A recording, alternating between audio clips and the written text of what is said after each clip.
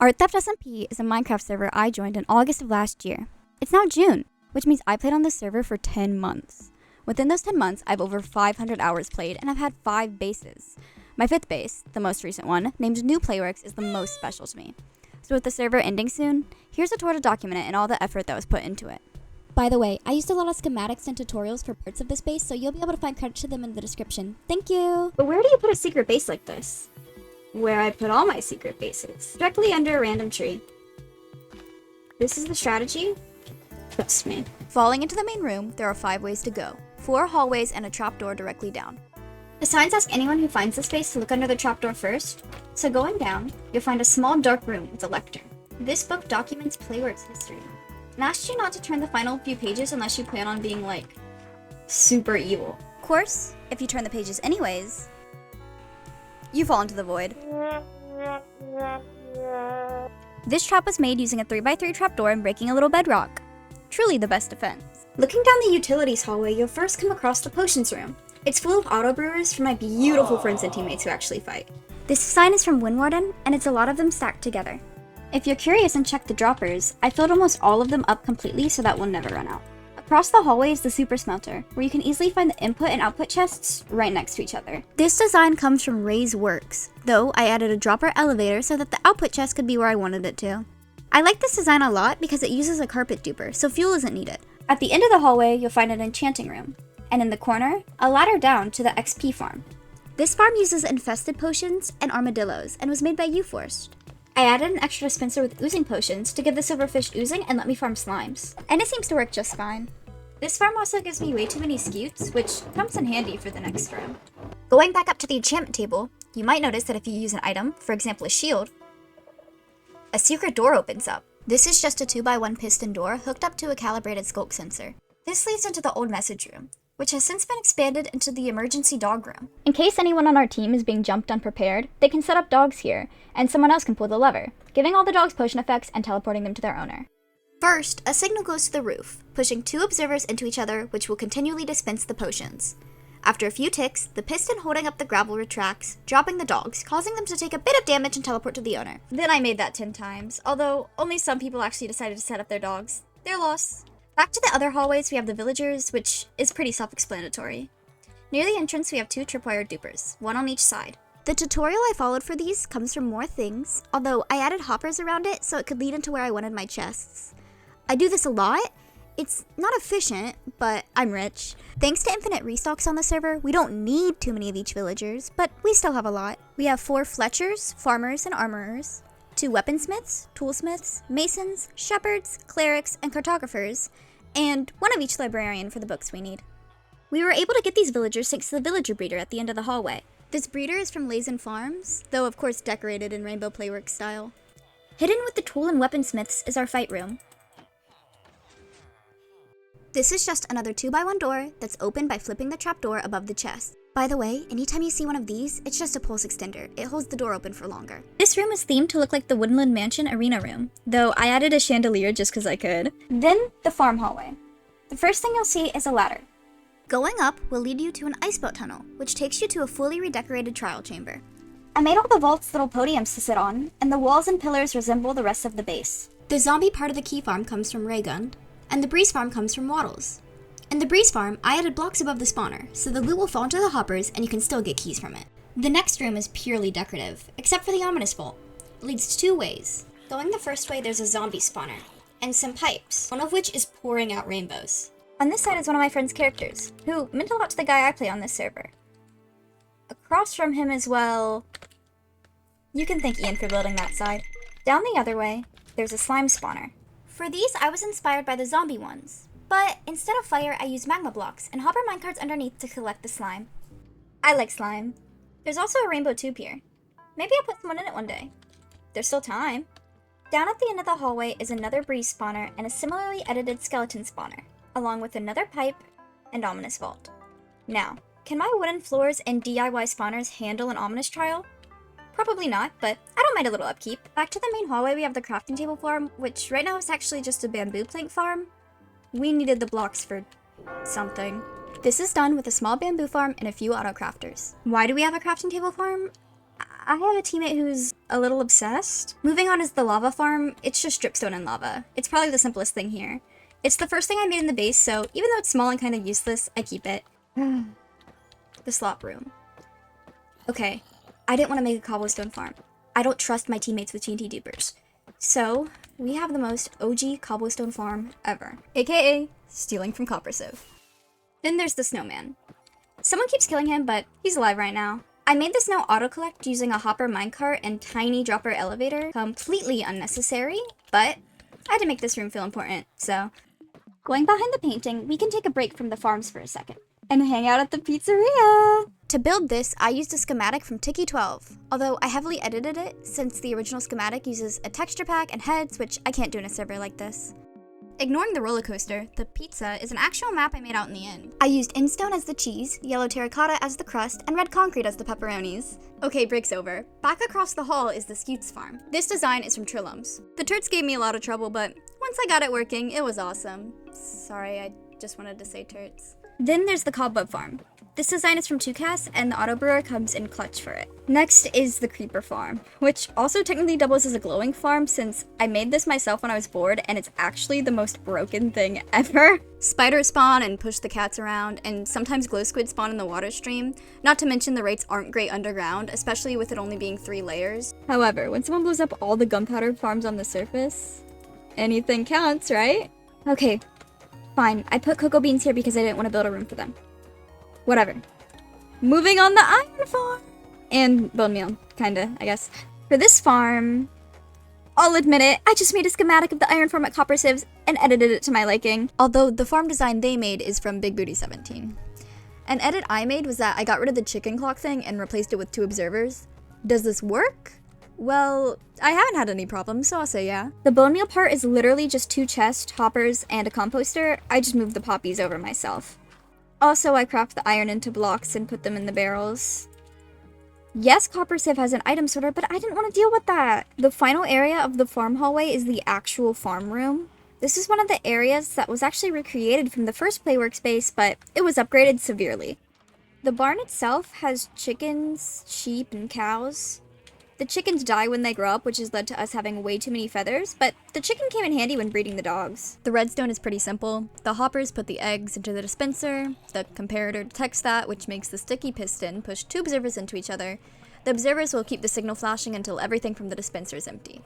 Basically, it throws eggs whenever it can, and I made it 3 wide so it looks nicer. Then there's the cactus farm, which is rarely used, so even though I have the oldest, smallest cactus farm ever, I have a lot of it stored. The netherwort room is just that. Netherwort. It can't be automatically farmed, so I was in here a lot when making the auto brewers.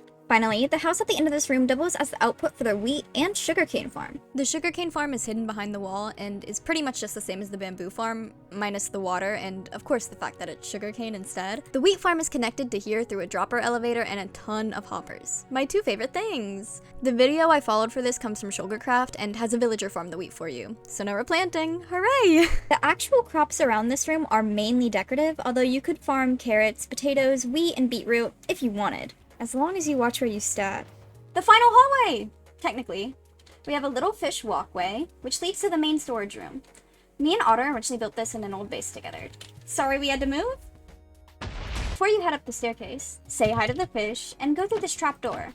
A secret hallway! This is the fun area, truly the play section of the base. There's the archery room. These shots are practically impossible to hit in the minecart, but it's a fun challenge. Fuck, please. Then there's the theater. There's the entrance area, and then the main stage and seating. This room was really fun to build. I like playing with the lights. Across the hall is the photo room, aka a room made out of entirely green maps so that we can have a green screen. This was made using glow item frames and a map made completely of lime green concrete. At the end of the hall there's a roller coaster. It takes us through the entire base and goes through some of the biggest rooms, some of which we haven't even seen yet, so spoiler warning! Getting on the roller coaster, you get to see rainbow tunnels, the theater, an aquarium area, some of our riches, the White House, which you'll see more of soon, the back rooms, which we'll also look at soon, a little outside area with the farm room, fake nether, the pizza place, another hallway, and some more rainbow. Now we can head up the stairs to the meeting room. We have a table in the middle and 4 rooms, one for each member of Playworks. If you check the barrel under the table, you'll find the secret code, 333. Throwing it onto the purple concrete opens up a secret door behind the gold. This leads us to our very secret bouncy house room. For bouncing, of course. There's also a backrooms entrance, but we'll go there later. This door uses a triple piston extender down and picks up the slime and honey blocks to move the entire 3x3. There's a key underneath the concrete and a redstone torch tower up the side. Ian uses the shelves to hide them, so every time the door is used, they go off. Now we can look at the bedrooms. It's worth mentioning the only rooms I've built are mine, Lynn's, and Cherry's. The rest of the rooms are built by their owner, so I can't take all the credit for these. My room is a little circus-themed area, with the decoy version of me, to throw off any enemies. Behind the painting is a staircase down to my actual room, with a dresser, a bed, a desk, and never mind. Across from me is Doctor's room. This place is really cute. There's another area, an outdoors area, a quartz podium thing in the middle, and a bedroom. I only helped with the bedroom part and another part. Also, Doctor requested bells, so. This connects to Otter's room, which is also super cute.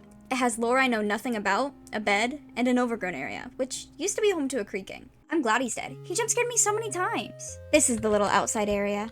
Across from Otter's is Ian's room, which is actually just a beautiful spiral staircase down. Shout out to Ian for avoiding my redstone in the walls. There's a lot. Coming back to the main storage area, there's another secret in a pillar. A barrel full of redstone torches. Placing one of these torches to the right of this carpet opens up a secret door into the guest hallway. Technically, they're more like roommates, but it's my base, so my team gets the pretty upstairs area. This door is another 2x1, hooked up to a redstone torch key and an extender, and the redstone passes by a button on the inside for an easy exit. Heading down the hall, the first room is Willow's. It has a bed, painting, desk, cute chair, and of course a painting of herself. Cherry's room has a bed, a desk, a dog bed, and a dresser. And some of his lore. Pulling out this book leads to a secret pizza party room, which just has more of his lore. This door was kind of annoying to build because I can only make it close from the inside by locking it entirely. But I don't know. Sometimes it's okay to have a pizza party alone. Next is Ina's room. A small entrance into a grand hallway, ending with some sentimental items and a bed. There's also some maces behind this wall, but I pretend like I don't know about that. Dude, this is crazy. This is crazy. Across the hall is Jeffy's room, which is actually a beach for him and Cherry.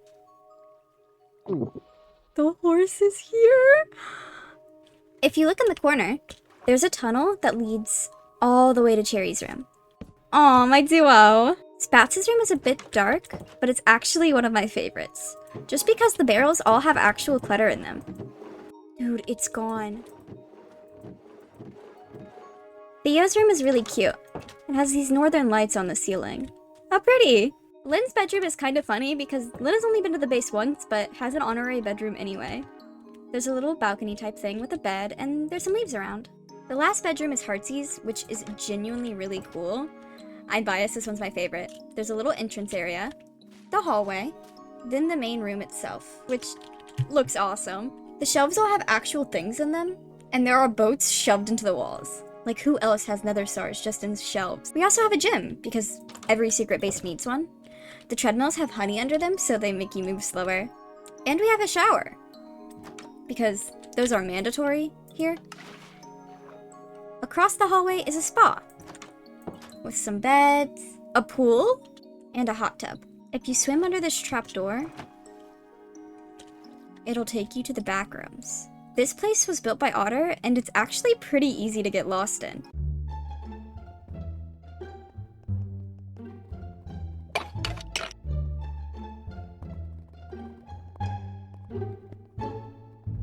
Yeah, this place is pretty big. At the end of the hall, if you switch your armor, a door to the White House, aka Cherry's vacation home, opens.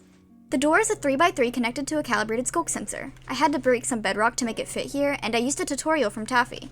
The White House itself is a schematic from Teodori Vicky Builds, although it was edited a bit and the interior was from us. The White House used to exist at spawn, but after I built it there, it was immediately bombed, so I convinced everyone to help mine out a space for it here. The entryway was built by Cherry. You can tell because it has his favorite painting. Then we have the grand carpet. It was Jeffy's ideas for the signs, so shout out to him. To the left, we have a behavior chart, which someone has clearly wrote their name on, a TV, and a place for executions, just in case. Toward the stairs, we have a little photo stand, and a beachy area with a pool. Cherry made the pool. On the other side, we have an evil-looking conversation pit, some tables, a bunch of Willow's blinding stew, and some slots. I took this idea from In's Casino since I couldn't pull my roommates away from them. Tutorial I followed for this was from Manduman on Instagram. Going up to the second floor, you have Cherry's office, which was also built by him. Note the paintings? Jeffy also added a huge fish tank in here, so shout out to the lesbian fish. Going up the spiral staircase takes you to the dinner table. It has enough seats for everyone, and Cherry gets the big chair in the center, which directly faces the evil-ass prison cell, built by him. Why do we need this? Well, we've gotta send people who trample crops somewhere, and people who get their name at the bottom of the behavior chart. They go here too. With that, the base tour is complete. You can head back to the main area and up the bubble vader to leave. Except, it doesn't actually bring you all the way up. Instead, it takes you to the real elevator. Standing on the slime block and pressing the note block takes you up 96 blocks in a single tick. Credits to Brocade for finding this. As soon as I saw it was possible, I knew I had to build it here. Then, you can climb the ladder, break the block, and leave. Thank you for watching my tour! This server has been really fun, and building this space has been a lot of that for me. I'm not much of a fighter, so making silver cool for my teammates and allies to come back to is what really motivated me. This video is a way for me to remember the base with the server ending in less than a month, so I hope you enjoyed it. Bye bye!